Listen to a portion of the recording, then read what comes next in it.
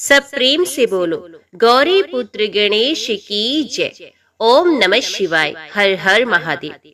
हिंदू धर्म में भगवान श्री गणेश जी को प्रथम पूजनीय माना जाता है और वे सभी गणों के स्वामी हैं। गणेश भगवान की पूजा करने से न केवल सुख समृद्धि बल्कि ज्ञान की भी प्राप्ति होती है। किसी भी नए काम की शुरुआत अगर गणेश भगवान का नाम लेकर की जाए तो वे कार्य सफल होता है। आज के इस वीडियो में मैं आपको सुनाने जा रही हूँ गणेश चतुर्थी की व्रत कथा। उम्मीद करती हूँ कथा का संपूर्ण फल लेने के लिए आप कथा को शुरू से लेकर अंत तक जरूर श्रवण करेंगे, क्योंकि कथाओं का पूरा फल हमें कथाओं को पूरा सुनने से ही मिलता है। आधा अधूरा छोड़ने से हम सिर्फ पाप के भागीदार बनते हैं। तो चलिए आज के इस वीडियो को हम शुरू करते हैं। ओम गण गणपते नमः। आज आप सुनेंगे श्री गणेश जी के प्रमुख 8 अवतारों की कथा। मुद्गल पुराण में कहा गया है कि विघ्न विनाशन गणेश के अनंत अवतार हैं। उनका वर्णन 100 वर्षों में भी संभव नहीं है। उनमें कुछ मुख्य अवतार हैं। उन मुख्य अवतारों में भी ब्रह्मधारक 8 मुख्य अवतार हैं। उनके नाम इस प्रकार है। वक्रतुंड अवतार देह ब्रह्म को धारण करने वाला है। वे मत्स्यासुर का संहारक तथा सिंह वाहन पर चलने वाला है। एक दंत अवतार देह ब्रह्म का धारक है।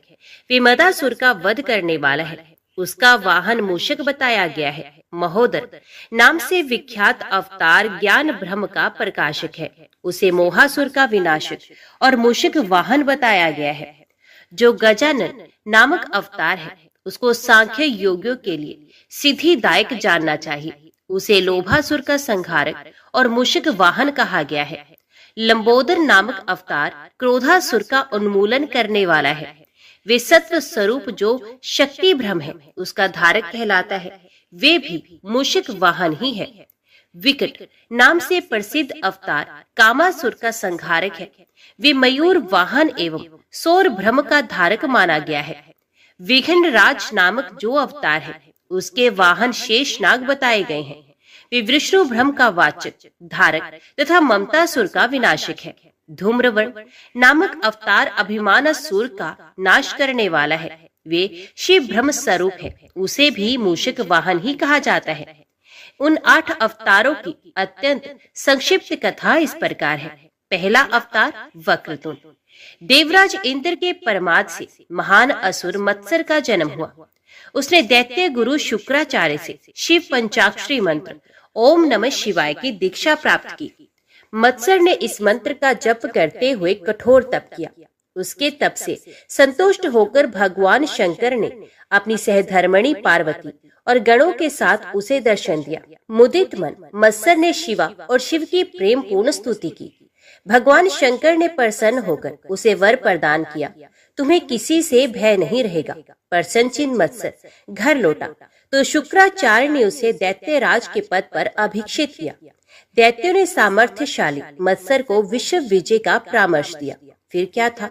वर प्राप्त मत्स्यासुर ने अपनी विशाल वाहिनी के साथ पृथ्वी के नरेशों पर आक्रमण कर दिया। पृथ्वी के नरपति युद्ध भूमि में उस महान असुर के सम्मुख टिक न सके। कुछ पराजित हो गए और कुछ प्राण लेकर भागे। संपूर्ण पृथ्वी मत्स्यासुर के अधीन हो गई। तदंतर गर्भ में चूर असुर ने पाताल लोक पर आक्रमण किया। अमित शक्ति संपन्न असुर के द्वारा सर्वनाश होते श्री शेष ने विनय पूर्वक उसके शासन में रहकर नियमित रूप से कर देना स्वीकार कर लिया। पृथ्वी और पाताल को अपने अधिकार में ले लेने के अनंतर महासुर ने देवलोक पर चढ़ाई कर दी। वरुण, कुबेर और यम आदि देवता पराजित हो गए। फिर उसने अमरावती को घेर लिया। सुरेंद्र भी पराक्रमी असुर के सम्मुख टिक न सके। मत्स्यासुर स्वर्ग का अधिपति हुआ। असुरों से त्रस्त ब्रह्मा और विष्णु आदि देवता कैलाश पहुंचे। उन्होंने भगवान शंकर से दैत्यों के उपद्रव का वृतांत सुनाया। भगवान शंकर ने असुर की निंदा की। ये समाचार जब मत्सर को प्राप्त हुआ तो वे अत्यंत कुपित होकर कैलाश पर जा चढ़ा। त्रिपुरारी ने मत्स्यासुर से युद्ध किया, किंतु उस त्रिलोक के विजयी दैत्य ने भवानीपति को भी पाश में बांध लिया। वे कैलाश का स्वामी बनकर वहीं रहने लगा। मत्स्यासुर ने कैलाश और वैकुंठ के शासन का भार अपने पुत्रों को देकर स्वयं वैभव संपन्न मत्स्रावास में रहने लगा। उस निष्ठुर असुर का शासन अत्यंत क्रूर था। अनीति और अत्याचार का तांडव होने लगा। दुखी देवता मत्सासुर के विनाश का उपाय सोचने के लिए एकत्रित हुए। कोई मार्ग ना देखकर वे अत्यंत चिंतित हो रहे थे। उसी समय वहां भगवान दत्तात्रेय पहुंचे। उन्होंने देवताओं को वक्रतुंड के एकाक्षरी मंत्र गं का उपदेश देकर उन्हें अनुष्ठान करने के लिए प्रेरित किया। समस्त देवताओं के साथ भगवान पशुपति वक्रतुंड के ध्यान के साथ एकाक्षरी मंत्र का जप करने लगे। उनकी आराधना से संतुष्ट होकर फलदाता वक्रतुंड प्रकट हुए। उन्होंने कहा, आप लोग निश्चिंत हो जाएं, मैं मत्सासुर का गर्व खर्व कर दूंगा। वक्रतुंड के स्मरण मात्र से गणों के असंख्य सशस्त्र सेना एकत्रित हो गई। वे मत्सासुर की राजधानी पहुंचे। शत्रु द्वार पर आ गए। ये समाचार पाकर अमर्ष से भरे हुए असुर युद्ध के लिए निकल पड़े। किंतु जब उन्होंने असंख्य गणों की विशाल सेना के साथ महाकाय वक्रतुंड को देखा तो वे अत्यंत भयभीत होकर कांपने लगे। पराक्रमी शत्रु से युद्ध उचित नहीं। लौटकर असुरों ने मत्सासुर से कहा। इस पर त्रिलोक के विजयी असुर अत्यंत कुपित हुआ। वे स्वयं आक्रमणकारी शत्रु को मिटा देने के लिए समर भूमि में उपस्थित हुआ। उसके आते ही अत्यंत भयानक युद्ध छिड़ गया। 5 दिनों तक वे युद्ध चलता रहा, किंतु किसी पक्ष की विजय नहीं हो सकी। मत्सासुर के 2 पुत्र थे, सुंदरप्रिय और विषयप्रिय। उन दोनों ने समर भूमि में पार्वती वल्लभ को मूर्छित किया ही था कि वक्रतुंड के 2 गणों ने उन्हें मार दिया। मत्सर छटपटा उठा। पुत्र वध से व्याकुल मत्सासुर को असुरों ने समझाया और उसे शत्रु का संहार कर प्रतिशोध लेने के लिए कहा। तब वे रणभूमि में उपस्थित हुआ। वहां उसने वक्रतुंड का अत्यंत तिरस्कार किया। दुष्ट असुर, यदि तुझे प्राण प्रिय है तो मेरी शरण में आ जा, अन्यथा निश्चय ही मारा जाएगा। देव वक्रतुंड ने उससे प्रभावशाली स्वर में कहा। पुत्र वध से आहत भयाक्रांत मत्सासुर भयानकतम वक्रतुंड को देखकर विनय पूर्वक उनकी स्तुति करने लगा। उसकी प्रार्थना से संतुष्ट होकर दया में वक्रतुंड ने उसे अपनी भक्ति प्रदान कर दी। प्रभु कृपा प्राप्त मत्सासुर ने निश्चिंत होकर सुख का अनुभव किया और देवगण आनंद मगन होकर वक्रतुंड की स्तुति करने लगे। देवताओं को पूर्ण स्वतंत्र कर प्रभु वक्रतुंड ने उन्हें अपनी भक्ति भी प्रदान कर दी। प्रलय के अनंतर सृष्टि निर्माण में अनेक व्यवधान उत्पन्न होने पर लोक पितामह ने षडक्षी मंत्र का जप करते हुए गणेश को संतुष्ट करने के लिए कठोर तप करना प्रारंभ किया। उनके तप से प्रसन्न होकर वक्रतुंड प्रकट हुए और विधाता को अभिष्ट वर प्राप्त हुआ। तदंतर वे सृष्टि कार्य में समर्थ हो गए। लोक पितामह के कंप से दंभ का जन्म हुआ। उसके सृष्टा को प्रसन्न करने के लिए बड़ी कठोर तपस्या की। पद्मयोनि ने संतुष्ट होकर उसे सर्वत्र निर्भयता का वर प्रदान किया। तब दंभ ने अपने लिए एक अत्यंत सुंदर नगर का निर्माण करवाया और वहीं रहने लगा। दैत्य गुरु शुक्राचार्य ने उसे दैत्य अधिपति के पद पर अभिषिक्त कर दिया। अजय दंभासुर के अत्यंत पराक्रमी सैनिक युद्ध में वीरों का सहज ही मान मर्दन किया करते थे। उन असुर वीरों के साथ दंभ ने संपूर्ण पृथ्वी को तो अपने अधीन किया ही, स्वर्ग वैकुंठ और कैलाश पर भी अधिकार कर लिया। निराश्रित देवगण अत्यंत चिंतित और दुखी होकर विधाता के समीप पहुंचे। उनकी स्तुति करने लगे। अत्यंत दुख से उन्होंने प्रार्थना की, हे प्रभु हमारी रक्षा कीजिए। समस्त देवताओं के साथ ब्रह्मा ने एकाक्षरी मंत्र से वक्रतुंड का यजन किया। वक्रतुंड प्रसन्न होकर देवताओं के सम्मुख प्रकट हुए। देवताओं ने उन करुणा मूर्ति वक्रतुंड का स्तवन करते हुए निवेदन किया, दारिद्र्य दुख हर प्रभु, दंभासुर के द्वारा हमें अतिशय कष्ट हो रहा है। आप कृपा पूर्वक हमें सुख शांति प्रदान करें। मैं दंभासुर को पराजित करूंगा। समस्त आपदाओं का हरण करने वाले परम प्रभु ने सुर समुदाय को आश्वस्त किया। भगवान वक्रतुंड ने सुरेंद्र को दूत के रूप में दंभासुर के पास भेजा। उन्होंने असुर से कहा, तुम प्रभु की आज्ञा स्वीकार कर लो और देवताओं को मुक्त कर उन्हें स्वाधीन रहने दो, अन्यथा परम प्रभु वक्रतुंड से युद्ध करने के लिए रणांगण में आ जाओ। विश्वास करो, युद्ध करने पर तुम्हारा सर्वनाश सुनिश्चित है। मैं तुम लोगों का अहंकार चूर्ण कर दूंगा।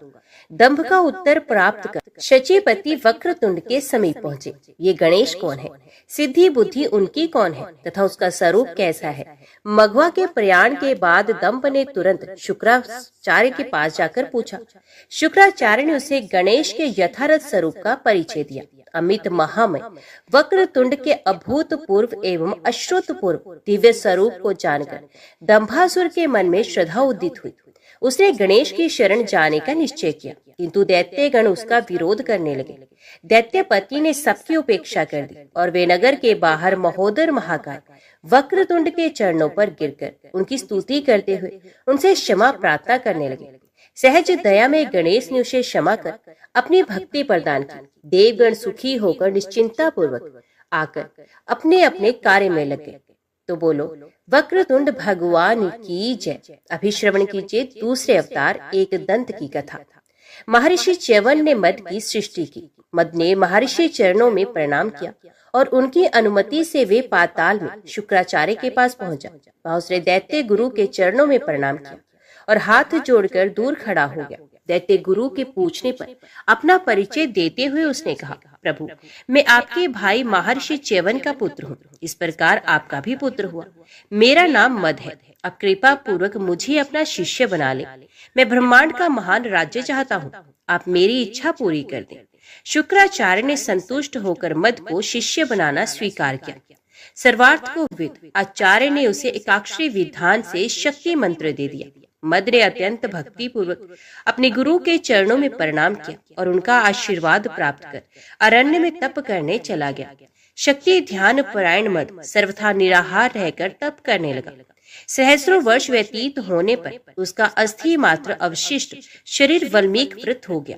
उसके चारों ओर वृक्ष उगाए, लताएं फैल गई। असुर के दिव्य सहस्रों वर्षों तक कठोर तप से संतुष्ट सिंह वाहिनी भगवती प्रकट हुई।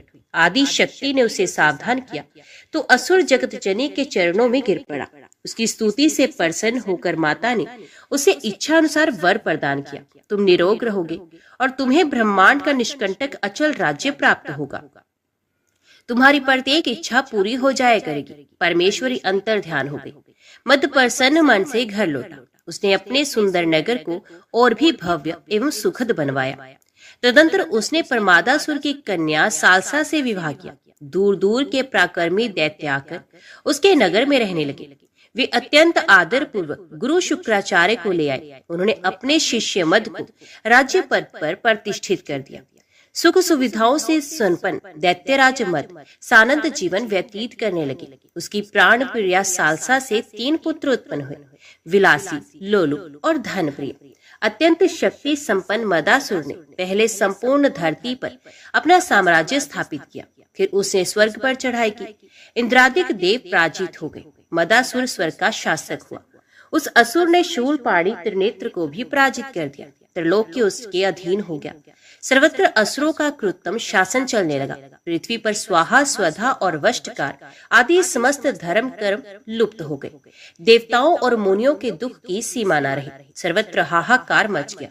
चिंतित देवगण सनंत कुमार के समीप पहुंचे। उन्होंने अपनी व्यथा कथा सुनाते हुए असुर विनाश एवं धर्म स्थापना का उपाय पूछा। सनंत कुमार ने कहा, देवगण अब श्रद्धा भक्ति पूर्वक एकदंत की उपासना करें। वे संतुष्ट होकर अवतीर्ण होंगे और निश्चय ही आप लोगों का मनोरथ पूर्ण करेंगे। देवताओं के पूछने पर सनंत कुमार ने उन्हें एकाक्षरी मंत्र का उपदेश देकर एक दंत का ध्यान इस प्रकार बताया।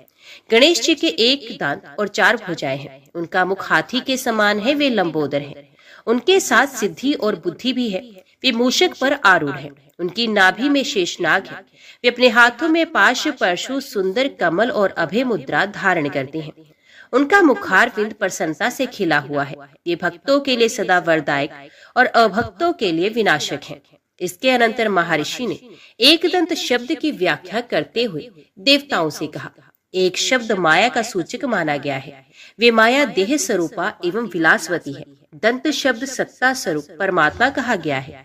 इसमें संशय नहीं। ये गणेश माया के धारक हैं और स्वयं सत्ता मात्र से स्थित हैं। इसलिए वेदवादी विद्वान इन्हें एक दंत कहते हैं। महर्षि के उपदेश अनुसार देवगण एक दंत को संतुष्ट करने के लिए उनकी उपासना करने लगे। उन्हें तप करते हुए 100 वर्ष व्यतीत हुए। तब मूषक वाहन एक दंत प्रकट हुए। प्रभु के दर्शन कर प्रसन्न हुए। देवताओं और ब्राह्मणों ने उनके चरणों में प्रणाम किया और फिर उनकी स्तुति की। इससे संतुष्ट होकर एक दंत ने देवताओं से कहा, देवताओं ने निवेदन किया, प्रभु, मदासुर के शासन में देवगण स्थान भ्रष्ट और मुनिगण कर्म भ्रष्ट हो गए हैं। आप हमारा विघ्न नष्ट कर हमें अपनी भक्ति प्रदान करें। तथास्तु, एकदंत ने कह दिया। उधर देव ऋषि ने मदासुर के समीप जाकर सूचना दी। ब्राह्मणों ने कठोर तप के द्वारा एकदंत को प्रसन्न कर लिया। एकदंत ने प्रकट होकर उनकी इच्छा पूर्ति का वरदान दिया। अब वे तुम्हारा प्राण हरण करना ही चाहते हैं। मद अत्यंत कुपित हुआ। वे अपनी विशाल सेना के साथ एकदंत से युद्ध करने चला। मार्ग में एकदंत प्रकट हो गए। राक्षसों ने देखा अत्यंत उग्र मूषक आरूढ़ महाकाय नरकुंजन, 4 हाथों में भयानकतम परशु और पाश आदि आयुध। ये मूषक आरूढ़ भयानक नर नाग कौन है? भयाक्रांत असुर कोलाहल करने लगे। दैत्य डर गए। मदासुर ने अपने दूत से कहा, तुम जाकर पूछो वे विकट नर नाग कौन है।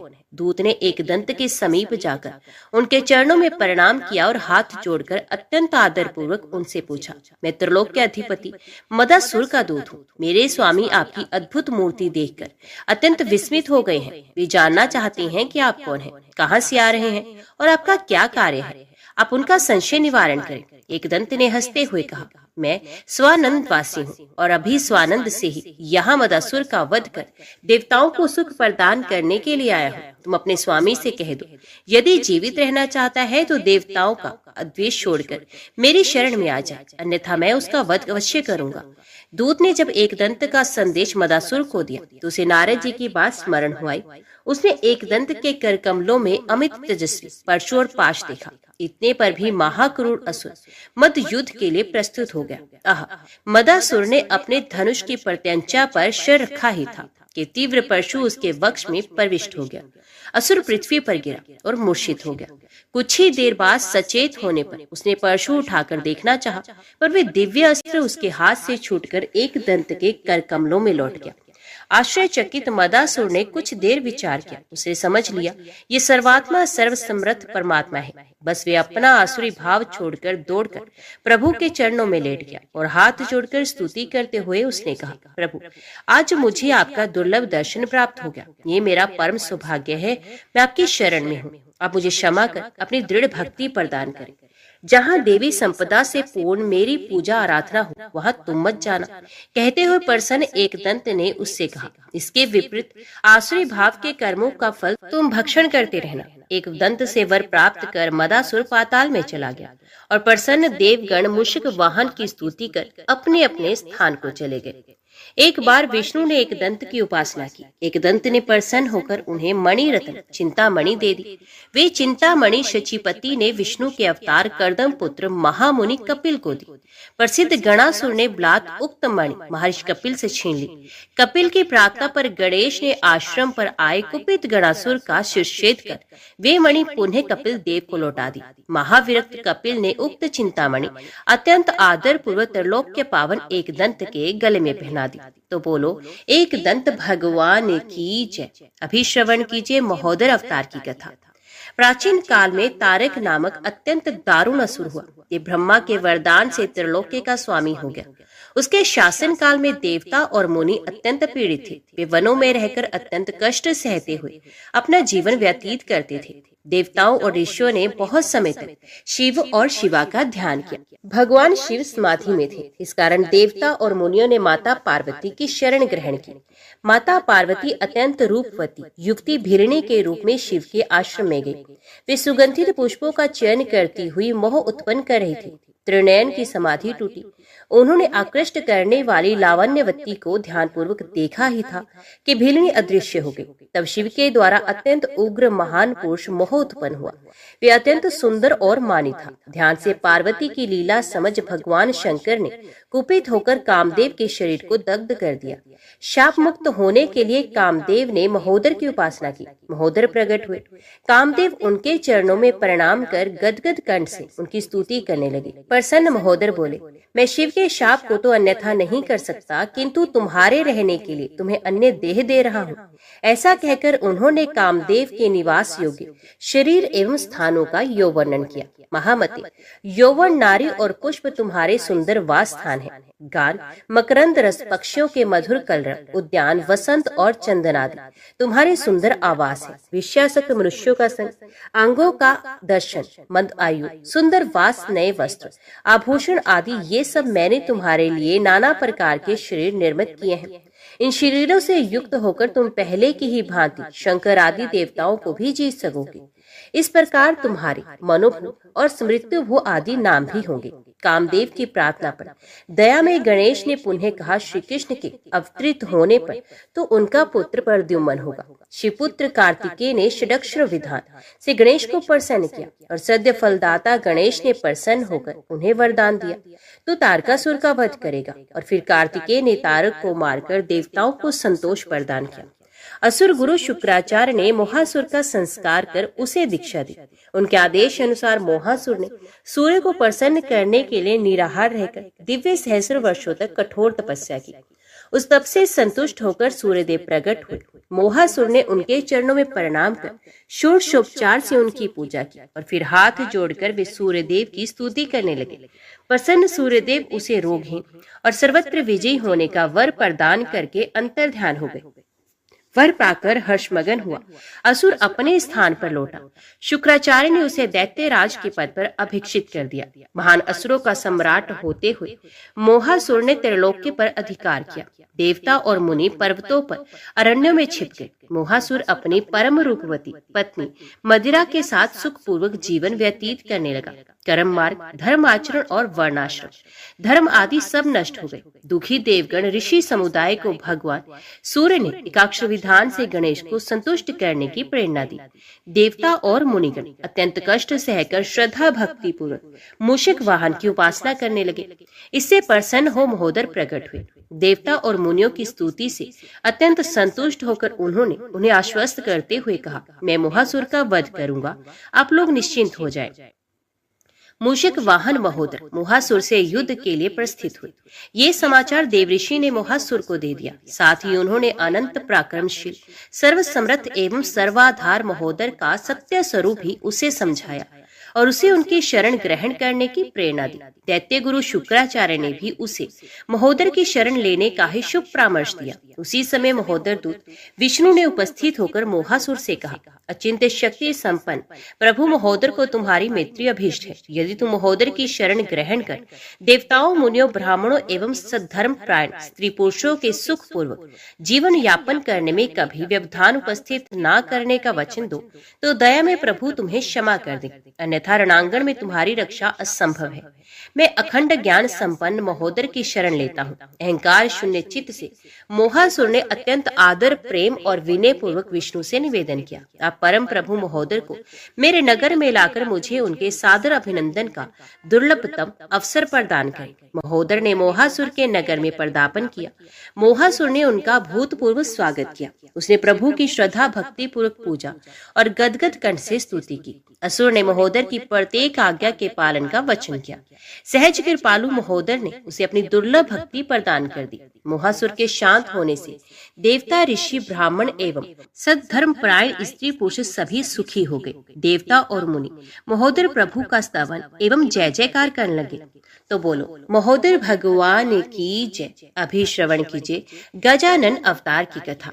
एक बार धन अधिपति कुबेर कैलाश पहुंचे। वहां उन्होंने शिव शिवा का दर्शन किया। अमित सौंदर्यशालिनी परम सती शिवा कुबेर को अपनी ओर लुब्ध दृष्टि से निहारते देख अत्यंत क्रुद्ध हो गई। जगत जननी की कोप दृष्टि से भयभीत कुबेर से लोभासुर उत्पन्न हुआ। वे अत्यंत पराक्रमी और प्रतापी था। लोभासुर ने दैत्य गुरु शुक्राचार्य से पास जाकर उनके चरणों में प्रणाम किया। आचार्य ने उसे पंचाक्षरी मंत्र की दीक्षा देकर तप करने की प्रेरणा दी। लोभासुर गुरु चरणों में आदर पूर्वक प्रणाम करके वन में चला गया। निर्जन अरण्य में जाकर असुर ने स्नान आदि से निर्वृत्त हो भस्म धारण किया। फिर वे पार्वती वल्लभ शिव का ध्यान करता हुआ पंचाक्षरी मंत्र का जप करने लगा। वे सर्वथा निराहार रहता था। इस प्रकार दीर्घ काल तक अखंड तप करते रहने से उसका शरीर वाल्मीकि से आवृत हो गया। दिव्य सहस्त्र वर्षों तक तप करने के अनंतर करुणामय शिव उसके सामने प्रकट हुए। लोभासुर देवादिदेव महादेव के चरणों में प्रणाम कर उनकी स्तुति करने लगा। प्रसन्न फणभूषण ने उसे अभीष्ट वर प्रदान करते हुए सबसे निर्भय कर दिया। सर्वथा निर्भय लोभासुर ने प्रमुख दैत्यों को एकत्रित किया।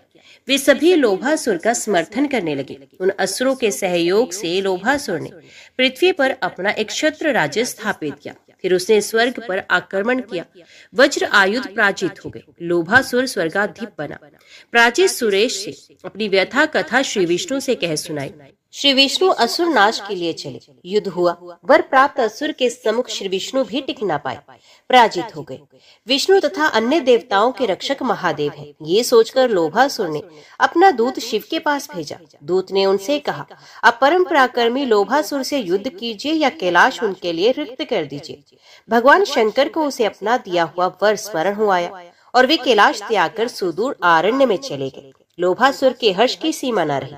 उसके शासन में समस्त धर्म कर्म समाप्त हो गया। पापों का नगन तांडव होने लगा एवं ब्राह्मण और ऋषि मुनि यातना सहने लगे। रैभ्य ने देवताओं को गणेश उपासना का परामर्श दिया। देवगण आदि देव गजमुख की आराधना करने लगे। इससे संतुष्ट होकर मूषक आरूढ़ गजानन प्रकट हुए। उन्होंने देवताओं को निश्चिंत करते हुए कहा, मैं लोभासुर को पराजित कर दूंगा। तदनंतर गजानन ने शिव को लोभासुर के समीप भेजा। वहां शिव ने असुर से स्पष्ट शब्दों में कहा, तुम गजमुख की शरण ग्रहण कर शांतिपूर्ण जीवन व्यतीत करो, अन्यथा युद्ध के लिए तैयार हो जाओ। इसके अनंतर शिव ने लोभासुर को गजमुख महात्म्य सुनाया। उसके गुरु शुक्राचार्य ने भी उसे गजानन की शरण लेना कल्याणकर बतलाया। लोभासुर ने गणेश तत्व को समझ लिया। फिर तो वे परम प्रभु के चरणों की वंदना करने लगा। शरणागत वत्सल गजानन ने उसे सांत्वना प्रदान की। देवता मुनि और ब्राह्मण आदि सभी सुखी हुए। सभी देव गजानन का गुणगान करने लगे। तो बोलो, गजानन भगवान की जय। अभी श्रवण कीजिए लंबोदर अवतार की कथा। श्री विष्णु के महामोहप्रद अनुपम रूप लावण्य संपन्न मोहिनी रूप को देखकर कामारी काम विवल हो गए थे। जब हंसते हुए श्री विष्णु ने मोहिनी रूप से त्याग कर पुरुष रूप धारण किया, तब शिव खिन्न हो गए, किंतु उनका शुक्र स्खलित हो गया। उससे एक परम शक्ति संपन्न असुर पैदा हुआ।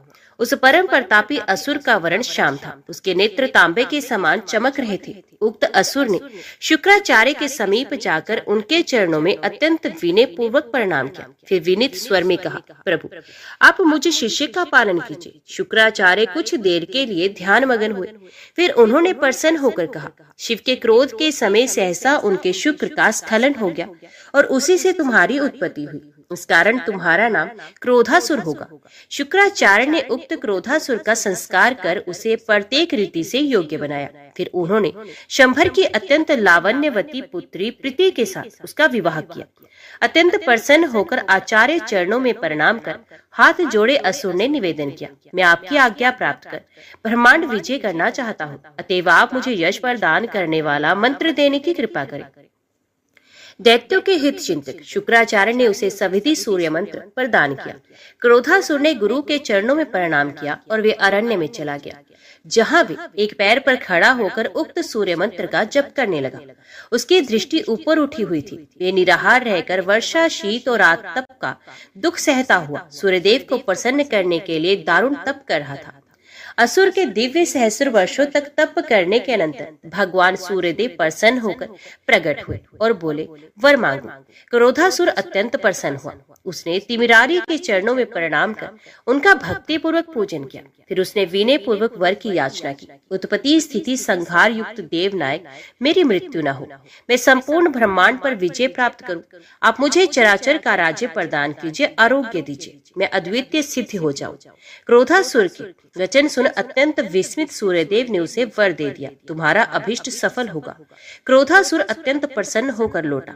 उस सफल मनोरथ महाशस्त्री को देखकर उसके सुहृद आनंदित हुए। उसने पहले गुरु के चरणों की वंदना की, फिर अपने घर गया। उसकी सहधर्मिणी प्रीति ने 2 पुत्र उत्पन्न किए, हर्ष और शोक। वे विविध प्रकार के शोक भोगने लगा। क्रोधासुर ने परम नितज्ञ शुक्राचार्य को आदर पूर्वक बुलाकर बुलाकर उनकी पूजा की। शुक्राचार्य ने उसे अत्यंत सुंदर अवेशपुरी में दैत्य अधिपति के पद पर प्रतिष्ठित कर दिया। असुर अपने महादारुण प्रधानों के साथ शासन करने लगा। कुछ दिनों बाद उसने असुरों के सम्मुख अपनी ब्रह्मांड विजय की इच्छा व्यक्त की। असुर बड़े प्रसन्न हुए। विजय यात्रा प्रारंभ हुई। उसने सहज ही पृथ्वी पर अधिकार कर लिया। फिर वे अमरावती पर गया। उसके डर से देवगण भागे। इसे स्वर्ग असुर के अधीन हो गया। इसी प्रकार वैकुंठ और कैलाश पर भी उस महादैत्य का राज्य स्थापित हो गया। अंततः क्रोधासुर ने अपना दूत भगवान सूर्यदेव के पास भेजा। सूर्यदेव वर प्रदान कर चुके थे। अतएव दुखी हृदय से उन्होंने सूर्यलोक त्याग दिया। वहां क्रोधासुर का शासन होने लगा। अत्यंत दुखी देवताओं और ऋषियों ने गणेश की आराधना की। इससे संतुष्ट होकर लंबोदर प्रकट हुए। उन्होंने कहा, देवताओं और ऋषियों, मैं क्रोधासुर का अहंकार चूर्ण कर उसे नष्ट करूंगा। आप लोग निश्चिंत हो जाएं। आकाशवाणी से ये संवाद क्रोधासुर ने भी सुना। ये भयाक्रांत मूर्छित हो गया।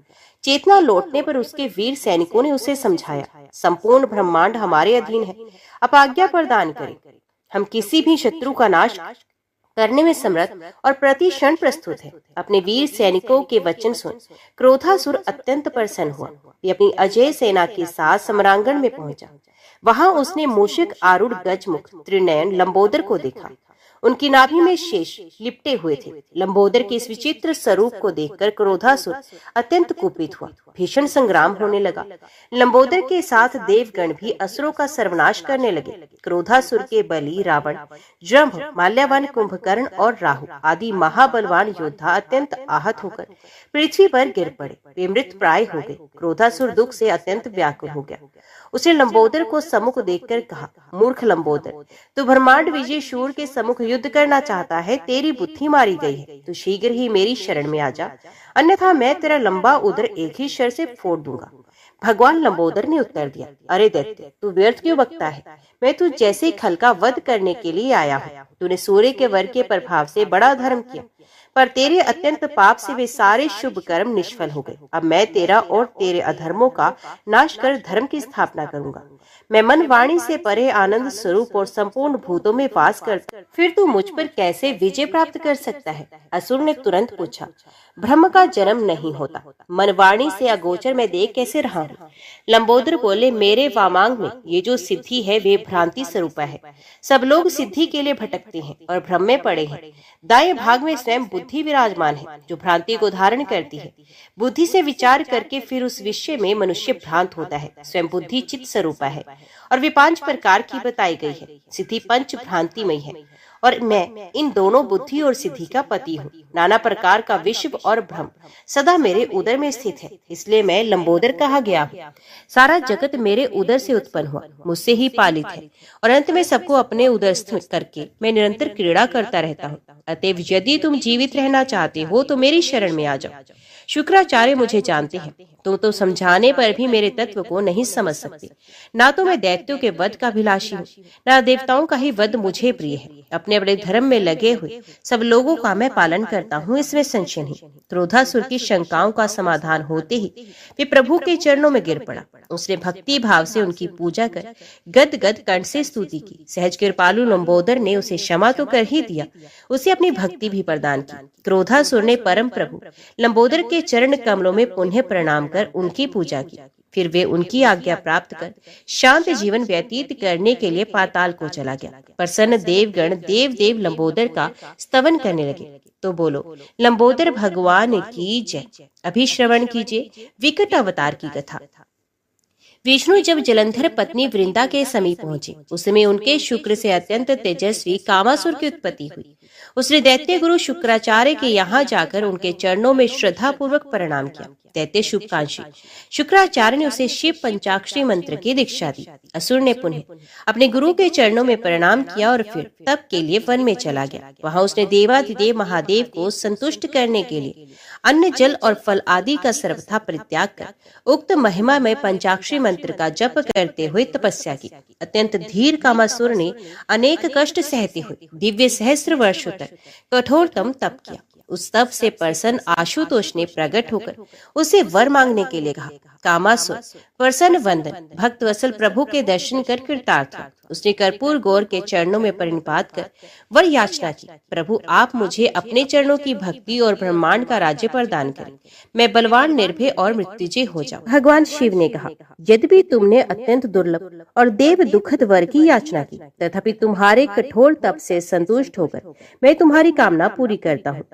शूलपाणी अंतर्ध्यान हो गई। प्रसन्न कामासुर ने अपने गुरु शुक्राचार्य के समीप जाकर उनके चरणों में प्रणाम किया और फिर उन्हें शिव दर्शन एवं उनके द्वारा वर प्राप्ति का वृत्तांत सुनाया। दैत्याचार्य ने संतुष्ट होकर उसका महिषासुर की रूपवती पुत्री तृष्णा के साथ विवाह किया। उक्त मंगल अवसर पर दूर दूर के सभी प्रसिद्ध दैत्यगण एकत्रित हुए।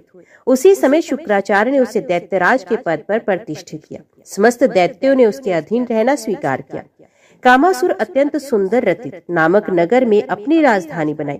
उसके रावण, शंभर, महिष, बलि और दुर्मद ये 5 शूर प्रधान थे। कामासुर इन प्रचंड दैत्यों के साथ सुशोभित होने लगा। महाअसुर ने अपने प्रधान दैत्यों के साथ विचार विमर्श कर पृथ्वी पर आक्रमण किया। उसके तीक्ष्णतम अमोघ शरों से धरती के प्राणी व्याकुल होकर उसके वश में हो गए। फिर वे स्वर्ग पर दौड़ा। उसके शास्त्रों से सम्मुख देवता भी ना टिक सके, सभी उसके अधीन हो गए। वर प्राप्त कामासुर ने कुछ ही समय में त्रिलोक्य पर अधिकार प्राप्त किया। उसने समस्त धर्म कर्मों को नष्ट कर दिया। छल, कपट और झूठ सर्वत्र व्याप्त हो गए। स्वाहा, स्वधा और वष्टकार लुप्त हो गए। वर्णाश्रम धर्म मिटने सा लगा और देवता, मुनि एवं धर्मपरायण जन अतिशय कष्ट पाने लगे। विपत्ति से त्राण पाने के लिए समस्त देवता एकत्रित हुए। उसी समय वहां योगी राज मुद्गल ऋषि आए। देवताओं ने अर्घ्य पादम आदि से उनकी आदर पूर्वक पूजा की। भगवान शंकर ने पूछा, हमें स्थान भ्रष्ट करने वाले कामासुर के विनाश का मार्ग बताइए। मुनिवर मुद्गल ने कहा, आप लोग सिद्ध क्षेत्र मयूरेश में जाकर तप करें। वहां आप लोगों के तप से संतुष्ट होकर स्वयं भगवान गणेश प्रकट होंगे और आपके संकटों का निवारण करेंगे। शिवादि देवता पावनतम मयूरेश क्षेत्र में गए। वहां उन्होंने श्रद्धा एवं विधि पूर्वक गणेश जी की पूजा की। तदंतर वे एकाक्षी विधान से गणेश जी की उपासना और गदगद कंठ तथा अश्रुपूरित नेत्रों से उनका स्तवन करने लगे। भक्तवत्सल मयूर वाहन गणेश ने प्रकट होकर कहा, देवताओं वर मांगो, मैं प्रसन्न हूँ। देवताओं ने निवेदन किया, प्रभु दैत्यराज कामासुर की क्रूरता से हम सभी देवता स्थान भ्रष्ट हैं और मुनि गण कर्म रहित हो गए हैं। आप हमारी रक्षा करें। मैं कामासुर का वध कर समस्त देवताओं और मुनियों को निरापद करूंगा। मयूरेश ने कहा। आकाशवाणी से ये घोषणा सुनकर कामासुर मूर्छित हो गया। कुछ देर बाद विचार विमर्श कर उसके वीर असुरों ने देवताओं और मुनियों पर आक्रमण कर दिया। देवता और मुनि परम प्रभु मयूरेश के पुकारने लगे। पाश अंकुशधारी मयूर वाहन महाविकट गजानन प्रकट हुए। उन्होंने भयानक गर्जना की। शिवादि देवता उनकी स्तुति करने लगे। मैं कामासुर को नष्ट करूंगा, मयूर वाहन ने कहा और देव सैनिकों के साथ रहकर युद्ध करने के लिए प्रस्तुत हुए। अपने प्रबलतम सैनिकों के साथ कामासुर भी पहुंचा। संग्राम छिड़ा। देवताओं के प्रबल प्रहार से दैत्यगण व्याकुल हो गए। भय से यत्र तत्र भागने लगे। उस भीषण युद्ध में कामासुर के 2 प्रिय पुत्र शोषण एवं दुष्पुर मारे गए। तब अत्यंत क्रुद्ध होकर कामासुर सम्मुख आया। उसने प्रभु से कहा, मूर्ख, मैंने त्रिलोक्य को वश में कर लिया है। तेरे वीर देवगण मूर्छित पड़े हैं। यदि तू प्राण रक्षा चाहता है तो यहाँ से चला जा। हंसते हुए मयूर वाहन विकट ने उत्तर दिया, असुर, तूने शिव वर के प्रभाव से बड़ा अधर्म किया है। मैं सृष्टि स्थिति संहार करता एवं जन्म मृत्यु रहित हूँ। तू मुझे किस प्रकार मार सकता है? अपने गुरु शुक्राचार्य के उपदेश का स्मरण करके मेरे स्वरूप को समझ। यदि तू जीवित रहना चाहता है तो मेरी शरण में आ जा, अन्यथा तेरा संपूर्ण गर्भ खर होकर रहेगा और तू निश्चय ही मारा जाएगा। मयूर वाहन की वाणी सुनते ही कामासुर अत्यंत कुपित हुआ। उसने अपनी भयानक गदा मयूर वाहन पर फेंकी, किंतु वे गदा प्रभु पर विकट का स्पर्श न कर सकी और पृथ्वी पर गिर गई। ये देख दैत्यसुर कामासुर सहसा मूर्छित होकर गिर गया। कुछ देर बाद सचेत होने पर उसने अपने अंग प्रत्यंग में भयानक पीड़ा और अकल्पित शक्ति का अनुभव किया। कामासुर ने अत्यंत आश्चर्य से अपने मन में सोचा, इस अद्भुत देव ने शस्त्र के बिना ही मेरी ऐसी दुर्दशा कर दी, और जब शस्त्र का स्पर्श करेगा तब क्या होगा?